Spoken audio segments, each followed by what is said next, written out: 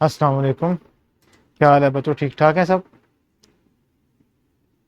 आपका नाम क्या है जी? आप नए पहले भी आ रहे थे आप?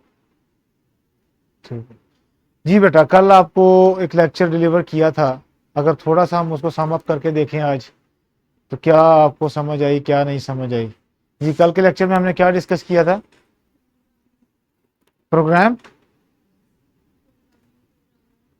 अच्छा जी, यानी कि कल हमने जो डिस्कस किया था, अगर हम उस पर थोड़ा सा बात करें। क्यों नहीं हो रही भाई?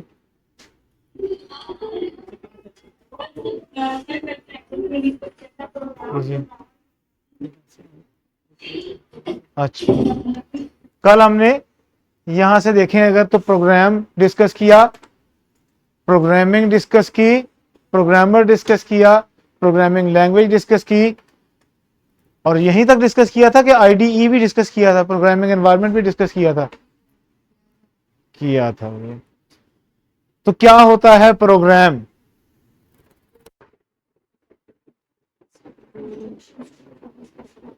जी, set of instructions to perform a specific task. Programming क्या होती है थोड़ा सा पता लग जाए। अच्छा, ये इसमें आपको समझ क्या आई बात? ये तो इसकी डेफिनेशन है ना जी, set of instructions to perform a specific task. तो क्या होता क्या है अब इसमें? उर्दू में बताएं जरा मुझे कि ये सेट ऑफ इंस्ट्रक्शंस क्या है, टास्क कैसे परफॉर्म होता है। मैंने कल बड़ी तफसील से आपको ये बात। सर प्रोग्राम कोई भी सेट ऑफ इंस्ट्रक्शंस है जो भी हमें किसी भी ऐप के लिंक में भी हम डालते हैं किसी चीज को बनाने के लिए, क्योंकि प्रोग्राम को डेवलप करने। ठीक हो गया जी बच्चे। प्रोग्रामिंग क्या होती है?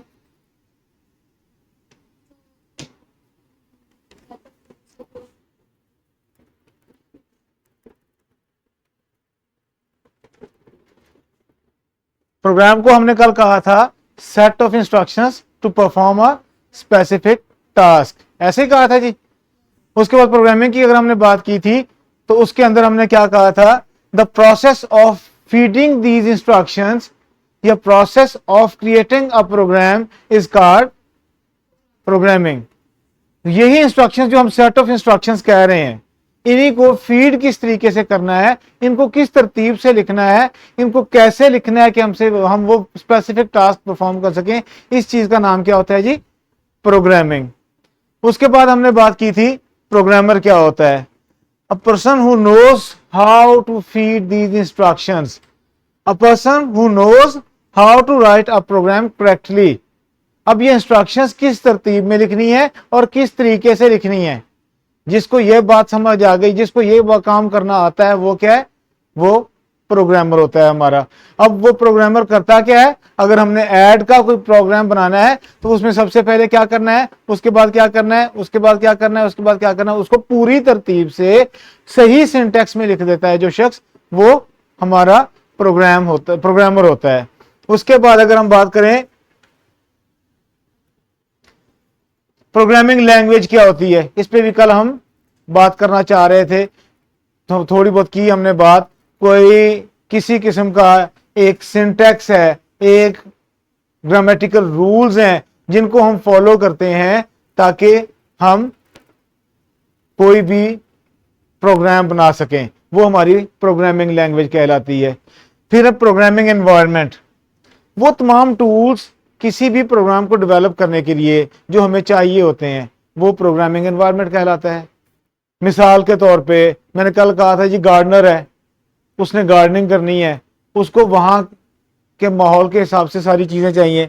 उसको गार्डनिंग करने के लिए वाटर जो स्प्रिंकलर होता है, पानी डालने वाला वो जो लोटा सा होता है, वो भी चाहिए। उसको खुरपा भी चाहिए, उसको बेलचा भी चाहिए, ठीक है जी। उसको पाइप चाहिए पानी के लिए, उसको मट्टी चाहिए, उसको वो जो लगाने हैं पौधे, वो पौधे चाहिए। अब ये सारी की सारी चीजें उसको अवेलेबल हैं, तो वो क्या कर सकता है? गार्डनिंग कर सकता है। इसी तरीके से मैंने आपको कहा था, पेंटर जब पेंटिंग करना चाह रहा है तो उसको एक कैनवस चाहिए, उसको पेंट ब्रश चाहिए, उसको कलर्स चाहिए, तो ही जाके वो पेंट ब्रश का स्टैंड चाहिए, तो ही जाके वो ये पेंटिंग कर सकता है, उसके लिए फिजिबल होगा। इसी तरीके से हमें प्रोग्राम बनाने के लिए जो जो चीजें चाहिए होती हैं, प्रोग्राम बनाने के लिए हमें जो कुछ चाहिए होता है वो ही हमारा एनवायरनमेंट। वो टूल्स कौन से हो सकते हैं प्रोग्रामिंग एनवायरनमेंट में? वो टूल्स कौन से हो सकते हैं?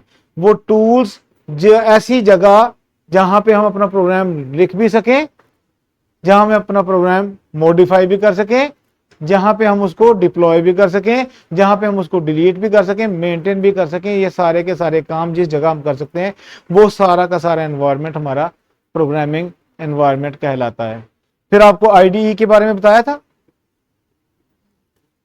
जी। अच्छा, जी प्रोग्रामिंग लैंग्वेजेस में मैंने थोड़ी सी एग्जांपल्स भी यहाँ पे आपके लिए लिखी हैं। सी प्लस प्लस है, जावा है, पाइथन है, ये इसके अलावा भी बहुत सी लैंग्वेजेस हैं, जैसे कि कुछ उनमें से ऑब्सलीट हो गई। कोबोल यूज करते थे, खत्म हो गई। फोर्ट्रान यूज करते थे, विजुअल बेसिक यूज करते थे, ये सारी की सारी ऑब्सलीट होती चली गई।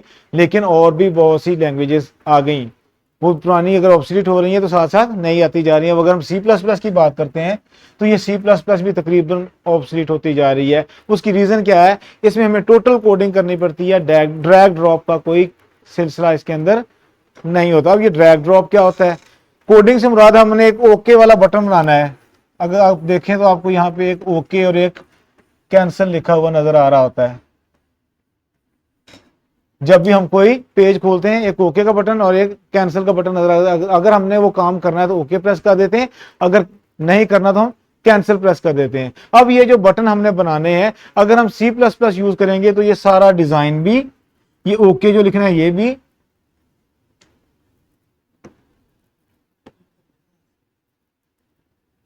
क्या हो गया करो इसको।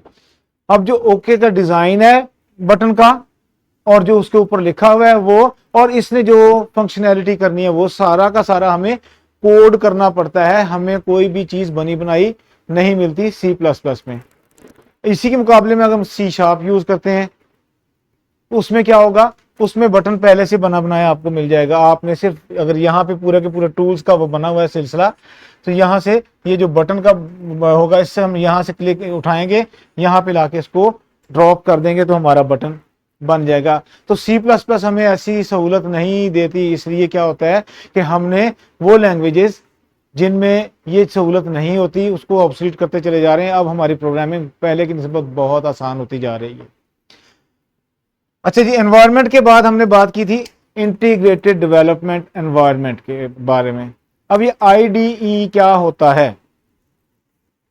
अच्छा, मुझे अगर खाली पेज चाहिए तो किधर की है खाली पेजेस?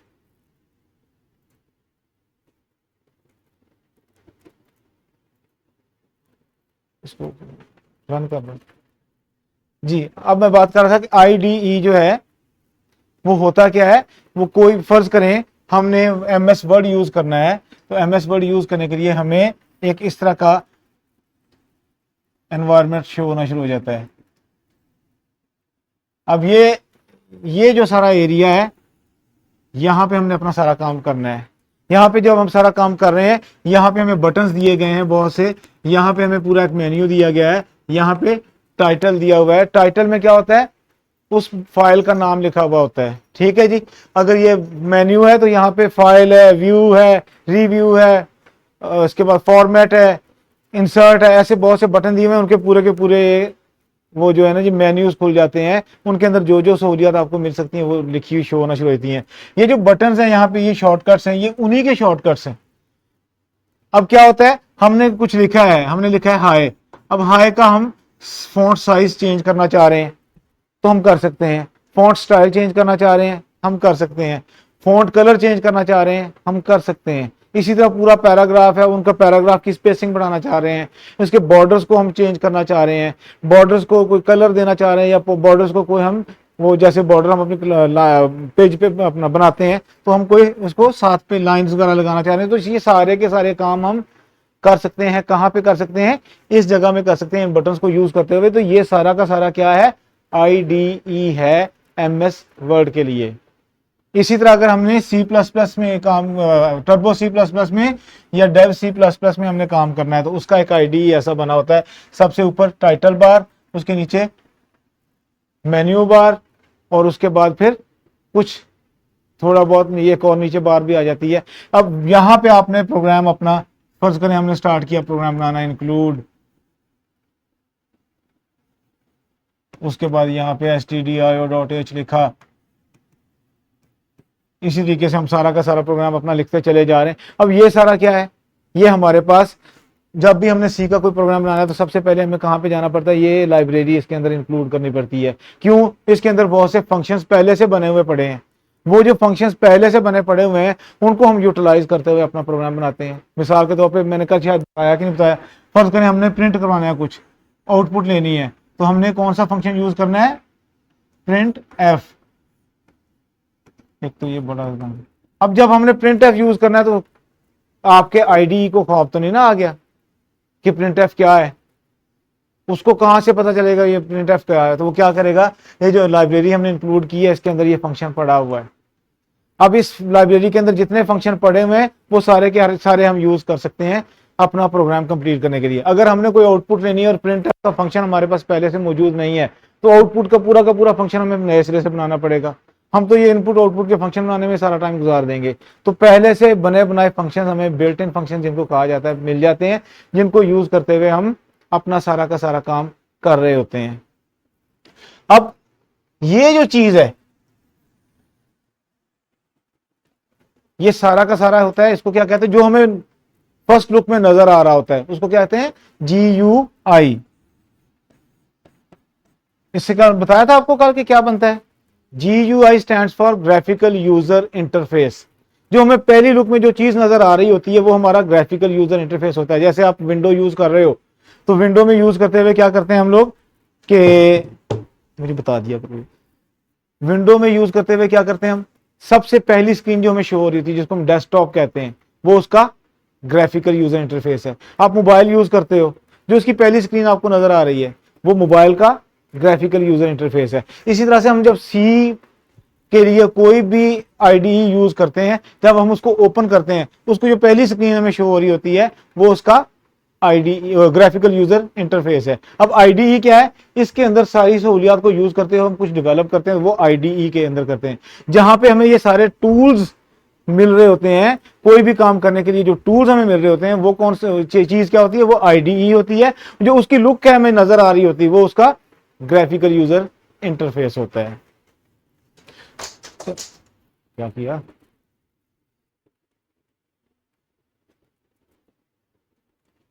अच्छा अगर हम C++ के हवाले से बात करें तो इसके बहुत से आईडीई हैं।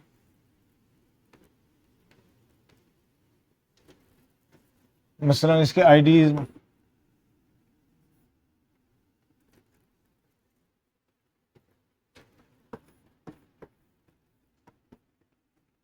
अच्छा इसके आईडीज जो है, अच्छा आईडीई अब जो है हमें जिस टूल में हम काम करते हैं उसका नाम तो हो गया इंटीग्रेटेड डेवलपमेंट एनवायरनमेंट। अब उनमें हमें जैसे आ जाता टर्बो C++, जैसे आ गया हमारा डेव और अपना डेव C++, कोड ब्लॉक्स, इस तरह के बहुत से हमें इसके अंदर मिल जाते हैं जिसके जाके अंदर हम काम करते हैं। अब जो इसका एरिया है जहां पे हम ये काम कर रहे होते हैं उसको क्या कहा जाता है, टेक्स्ट एडिटर। यहाँ पे हम अपना टेक्स्ट लिख भी सकते हैं, उसके अंदर कोई तब्दीली करना चाहें तो वो भी कर सकते हैं, उसमें मजीद कोई मेंटेनेंस करना चाहें, उसके अंदर कोई अपग्रेडेशन करना चाहें, उसमें कुछ इरेज करना चाहें, ये सारे के सारे काम करके हम वो जो सॉफ्टवेयर बना रहे हैं उसको डिप्लॉय कर सकते हैं। कहाँ पे जाके हम लिखते हैं, टेक्स्ट एडिटर के अंदर जाके लिखते हैं। ये टेक्स्ट एडिटर की ही एग्जांपल्स आपको भी मैंने जो बताई हैं, आईडीई के अंदर जो हम टेक्स्ट एडिटर यूज कर रहे हैं वो Dev C++, Code Blocks, Turbo C++, इसकी एग्जांपल्स हैं। हमारे टेक्स्ट एडिटर्स हैं जिनके अंदर हम बैठ के सारा काम कर रहे होते हैं। जी जी बेटा, तो समझ नहीं आ रहा, ये हम कौन सी लैंग्वेज पढ़ रहे हैं? बेटा अभी तो आपका 10th क्लास की जो लैंग्वेज है वो C++ है, या C है, सिर्फ प्लस प्लस भी नहीं है उसी का। ये जो मैं बातें बता रहा हूं, ये आईडीई, ये प्रोग्रामिंग एनवायरनमेंट, ये सारी लैंग्वेजेस की हैं, ये जनरल बातें हैं, इसमें किसी स्पेसिफिक लैंग्वेज का होना जरूरी नहीं है। हर लैंग्वेज ने एक टेक्स्ट एडिटर यूज करना है, हर लैंग्वेज ने एक आईडीई यूज करना है, हर आईडीई का एक ग्राफिकल यूजर इंटरफेस होता है, और ये सारी की सारी चीजें सब लैंग्वेजेस के लिए हैं, किसी स्पेसिफिक लैंग्वेज के लिए नहीं है। अभी तक हमने किसी भी स्पेसिफिक लैंग्वेज का यहाँ पे जिक्र नहीं किया। जी बेटा आगे। प्रोग्राम भी तो लैंग्वेज जी हम प्रोग्राम भी पढ़ेंगे, हम प्रोग्रामिंग करना भी सीखेंगे। और सर ये एनपीएफ की बुक हो सकती है, कौन सी book? NPF national book foundation. जी नेशनल बुक फाउंडेशन की बुक आप ले लें बेशक। आपका थोड़ा सा मुझे क्लैरिफाई करना जरूरी है, अभी मेरी न्यू एंट्री है यहाँ पे, कि आपको कौन सा कोर्स लेके हमने चलना है। ठीक है जी, वो अगर एनबीएफ का हुआ तो वहां पे देखना पड़ेगा, पीटीबी की अगर बुक हुई तो वहां पे सी है, मुझे पता है कि वहां पे क्या पढ़ाया जा रहा है। तो ये थोड़ा सा मुझे क्लैरिफाई। जी फेडरल बोर्ड के एग्जाम 9 पर 10 फेडरल के करने हैं, ठीक हो गया। तो फेडरल की बुक के हिसाब से कल से हम इंशाल्लाह लैंग्वेज स्टार्ट कर लेंगे, जो भी लैंग्वेज हुई वहां पे, या जो भी वहां पे एग्जैक्ट आगे पढ़ना हुआ।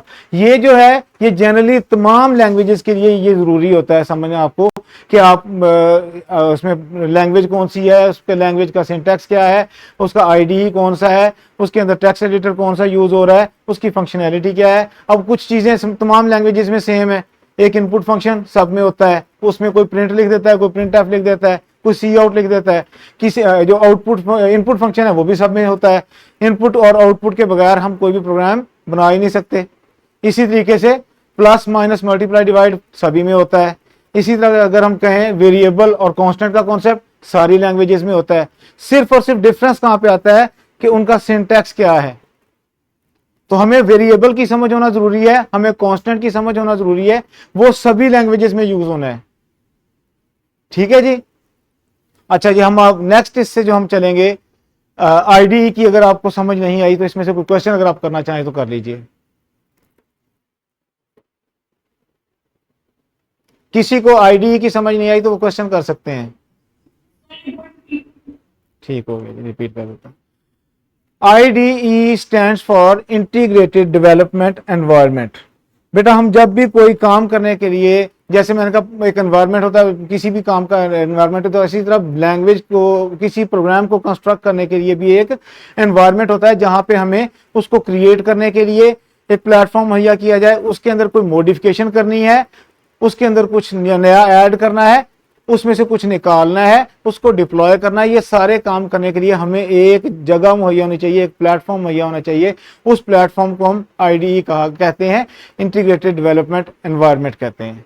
अब इसमें एक टेक्स्ट एडिटर्स होते हैं जिनके अंदर हम लिखते हैं, लिखने से ही हमारा प्रोग्राम बनना है ना जी, उसमें कुछ ड्रैग ड्रॉप करना है या उसमें कुछ लिखना है, दोनों काम हमें उसके लिए एक टेक्स्ट एडिटर चाहिए, जिसके अंदर हम जाके लिखते हैं।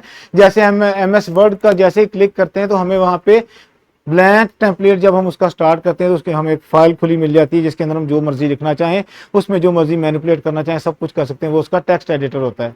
इसी तरह इनका भी टेक्स्ट एडिटर, जैसे मैंने बताया टर्बो C++ है, जैसे मैंने बताया डेव C++ है, जैसे कोड ब्लॉक्स है। ये सारी की सारी एग्जांपल सी के हवाले से जो उसके टेक्स्ट एडिटर्स हैं। अगर हम उसकी बात करें पाइथन की, तो उसके अंदर डीजेंगो आ जाता है, उसके अंदर शेल आ जाता है, और इस तरह के हर चीज़ के लिए अगर आपने AI का कोई फंक्शन करना है या कोई आपने गेम डेवलपमेंट करनी है, सबके लिए अलग-अलग से उन्होंने इसके लिए वो दिए होते हैं, आपको प्लेटफॉर्म्स दिए होते हैं, उसके टेक्स्ट एडिटर्स दिए हुए होते हैं। जी बच्चे, बात समझ आई कि नहीं आई? एक क्वेश्चन, ठीक है। अच्छा, इसके बाद अब हमारा थोड़ा सा, हम किसी भी लैंग्वेज के हिसाब से जो चीजें जरूरी होती हैं वो थोड़े से देख लेते हैं। अब सबसे पहली चीज यहां पे क्या आ जाएगी, कोई भी लैंग्वेज हमने जब स्टार्ट करनी है तो उसमें एक आउटपुट फंक्शन होता है, एक इनपुट फंक्शन होता है। हमें कल थोड़ा सा क्लियर हो जाएगा कि हमने कौन सी लैंग्वेज इसमें करनी है, तो उस हिसाब से हम अपना आउटपुट फंक्शन और इनपुट फंक्शन का जो भी सिंटैक्स होगा वो देख लेंगे। अब उसके बाद जो दूसरी चीज यूज होती है, अगर तो हमने कोई ऐसा प्रोग्राम बनाना है जिसके अंदर सिर्फ और सिर्फ हमने वो कोई भी स्टेटमेंट डिस्प्ले करवानी है, तो उसमें सिर्फ आउटपुट फंक्शन यूज होता है। ठीक है। अगर हमने यूजर से कोई इनपुट लेनी है तो अब उसमें वेरिएबल्स, उसमें कॉन्स्टेंट्स का जिक्र आ जाता है, फिर उसमें डाटा टाइप्स का जिक्र आ जाता है। तो हम थोड़ा सा वेरिएबल को देखते हैं कि वेरिएबल क्या होता है। वेरिएबल आपने मैथ्स में भी पढ़े हुए हैं, सपोज या let x is equal to, वो क्या होता है, हमारा वेरिएबल होता है। ऐसी कोई भी वैल्यू जो बार बार चेंज की जा सके, फिक्स ना हो, उसको वेरिएबल वैल्यू कहा जाता है। ऐसी कोई भी वैल्यू जिसको हम फिक्स नहीं कर सकते बल्कि हर मर्तबा चेंज होगी। फर्ज करें हमने प्लस का प्रोग्राम बनाया है, हम चाह रहे हैं हम हर मर्तबा अपने पास से नई वैल्यू प्लस करें, तो उसके लिए हमें क्या करना होगा, दो वेरिएबल्स डिक्लेयर करने होंगे। वो वेरिएबल्स में हमने यूजर से इनपुट मांगनी होगी कि आप अपनी मर्जी से कोई दो वर्ड डिजिट्स दें, उनको प्लस करके आंसर आ जाएगा। अब ये क्या होता है, वेरिएबल वैल्यूज कौन सी होती है, जो रन टाइम पे हर मर्तबा चेंज हो रही हैं, वो वेरिएबल वैल्यूज कहलाती हैं। ऐसी वैल्यूज जो चेंज नहीं होती, फिक्स्ड हैं, जस्ट लाइक पाई, पाई की वैल्यू क्या है 3.17, ठीक है जी। और इसी तरह की और भी बहुत सी वैल्यूज जो फिक्स हैं, जैसे जी की वैल्यू है, जी की वैल्यू क्या 10 होती है, 10 मीटर पर सेकंड स्क्वायर होती है। अब ये ऐसी वैल्यूज जो फिक्स्ड हैं, जिनको हम चेंज नहीं कर सकते, ये यही रहेंगी।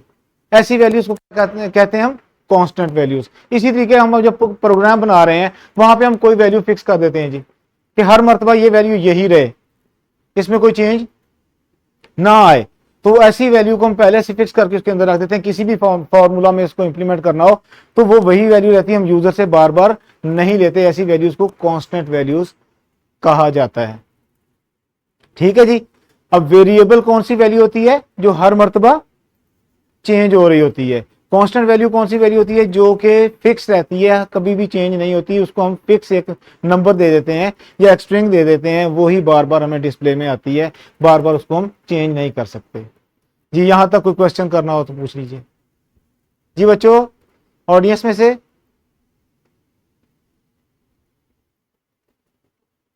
ठीक हो गया, ओके जी। इसके बाद हम थोड़े से बात कर लेते हैं वेरिएबल और कांस्टेंट के बाद ऑपरेटर्स पर। ऑपरेटर्स क्या होते हैं जी, ये भी तमाम लैंग्वेजेस के लिए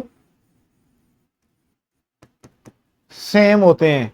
अब उसमें क्या चीज आ जाती है, ऑपरेटर्स के अंदर हमारे पास आ जाती है कि कोई वैल्यू, जिसका हमने दो वैल्यूज का अगर आपस में कंपैरिजन करना है, तो कंपैरिजन करने के लिए क्या काम करते हैं हम, ये इससे बड़ी है या इसके बराबर है या इससे छोटी है, तो ये सारे के सारे ऑपरेटर्स जो हैं हमारे पास, इनको क्या कहा जाता है, लॉजिकल ऑपरेटर्स। कौन से, सॉरी, इनको कहा जाता है रिलेशनल ऑपरेटर्स।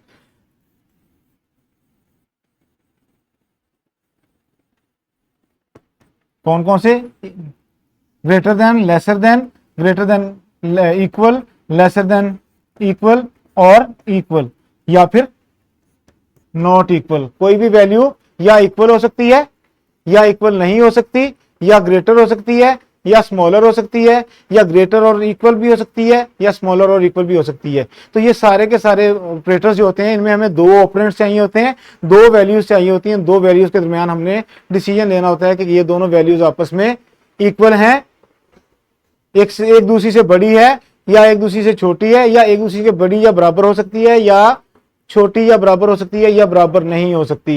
ये 5-6 ही पॉसिबिलिटीज होती हैं।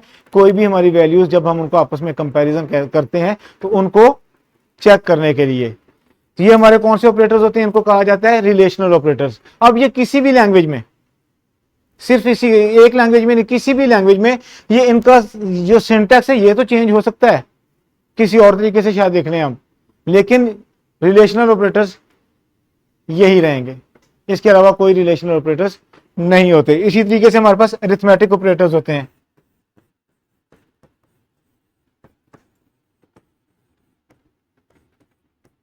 अब वो कौन कौन से होते हैं, सबसे पहले कौन सा होता है, डिवाइड, फिर होता है मल्टीप्लाई, फिर प्लस, फिर माइनस, इनसे पहले भी ब्रैकेट होती है, एक होता है मॉडुलस। अब ये जो ऑपरेटर्स हैं इनको क्या कहा जाता है, अरिथमेटिक ऑपरेटर्स कहा जाता है। इनमें क्या होता है, सबसे वही इसकी प्रेसिडेंस वही है जो हम मैथ्स में पढ़ते हैं, बोर्ड मैथ्स रूल में पढ़ते हैं, वही प्रेसिडेंस यहाँ पे भी है कि सबसे पहले ब्रैकेट्स को देखा जाता है, फिर इन तीनों को देखा जाता है, डिवाइड, मॉडुलस और मल्टीप्लाई को, फिर इसकी बारी आती है, फिर इसकी बारी आती है, और सबसे कम प्रेसिडेंस इक्वल ऑपरेटर की होती है। अब जो असाइनमेंट ऑपरेटर जिसको कहा जाता है, अब ये देखिए सबसे पहले ब्रैकेट ही सॉल्व करेगा, फिर डिवाइड और मल्टीप्लाई, और ये जो मॉडुलस है इसका मतलब होता है हमने जब दो वैल्यूज को आपस में डिवाइड करेंगे तो उसके रिमाइंडर में क्या आएगा, दो वैल्यूज को आपस में जब डिवाइड करेंगे तो उसके रिमाइंडर में क्या आएगा, ये हमारे पास मॉडुलस ऑपरेटर में आता है। ये जब आप तफसील से पढ़ेंगे सारी बातें आपको समझ आ जाएंगी। अभी अरिथमेटिक ऑपरेटर्स होते हैं, रिलेशनल ऑपरेटर्स होते हैं, लॉजिकल ऑपरेटर्स होते हैं, और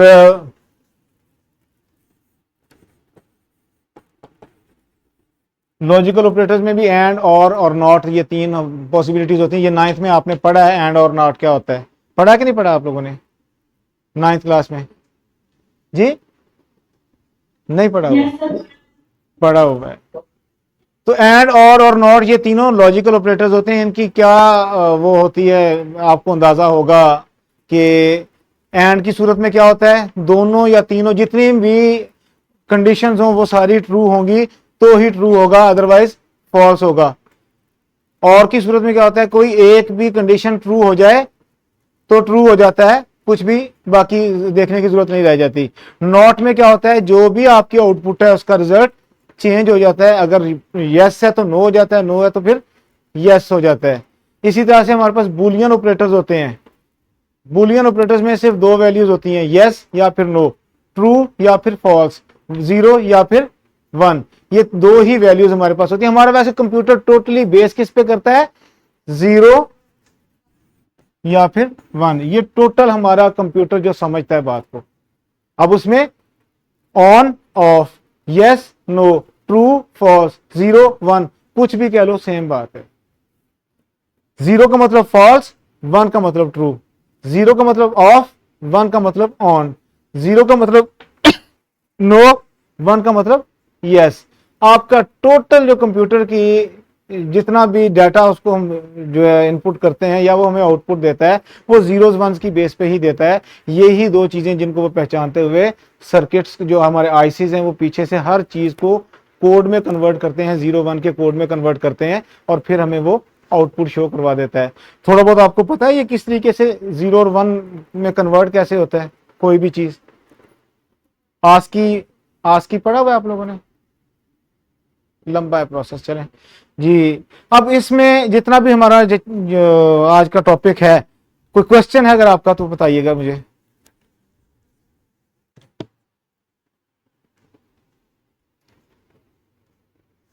आप में जी क्लियर है? तो फिर मैं आपसे क्वेश्चन कर लूं? ठीक है जी। तो फिर मुझे थोड़ा सा बताएं कि अरिथमेटिक ऑपरेटर्स कौन से होते हैं?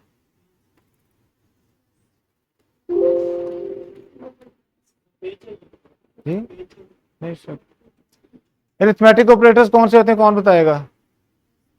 अभी तो बताया।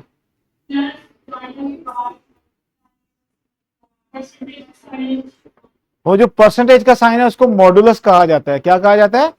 मॉडुलस।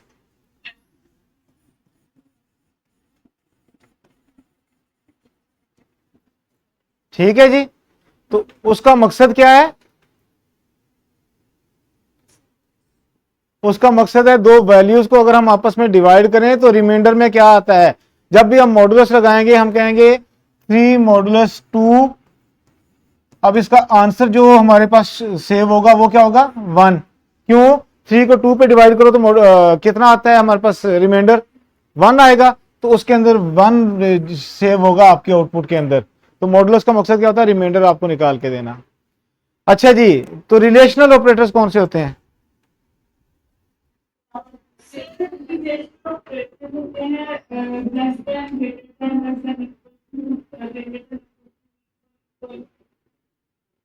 अच्छा, एक ऑपरेटर शायद मैंने आपको बताया ही नहीं, असाइनमेंट ऑपरेटर।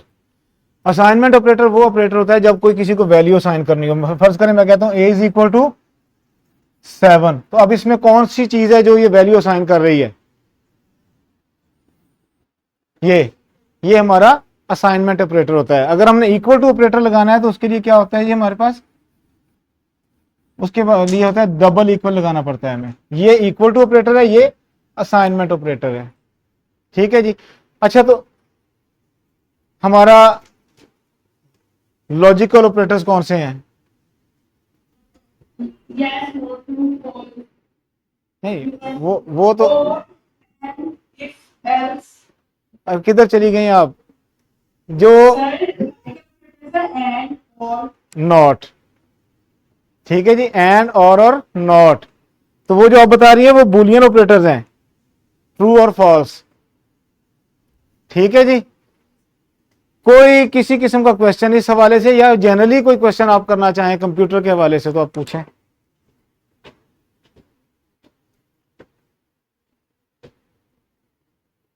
किसी ने कोई क्वेश्चन नहीं पूछना?